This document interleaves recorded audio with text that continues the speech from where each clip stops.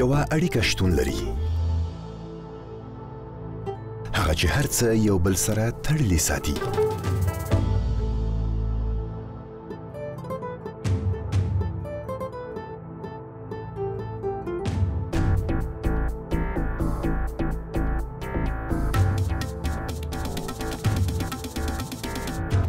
او دا کیسه ده، زمونږ د هر یوه کیسه، زمونږ د احساس کیسه.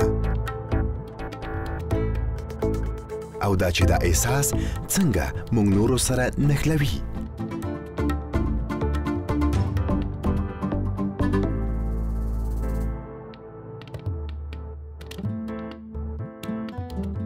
که چیرې دا احساس په ډاګه او نورو سره شریکه نشي، نو لمانځلو لپاره به هیڅ وي.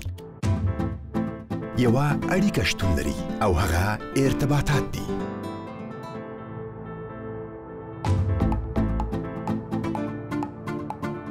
زمونږ شتون پخپله ارتباطاتو لپاره یوه وسیله ده، یو مهربانه نظر، یو د مرستې لاس، او یا هم یوازې د مینې څو کلمې. مونږ یو سفر کې یو، د ارتباطاتو او یووالي سفر. لرې فاصلې نورې لرې نه دي. د هېواد لرې پرتو سیمو ته رسېدل.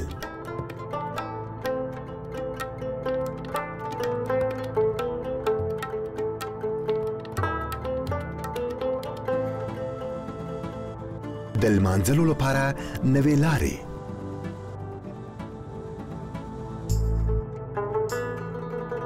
د خوښیو راوړل.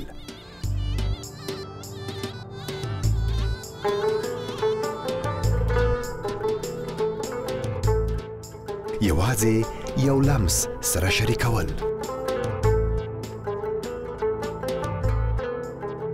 یوه اړیکه شتون لري. یو افغاني شرکت د افغانانو په لاس د افغانانو لپاره. افغان بیسیم د افغانستان نښلونکی.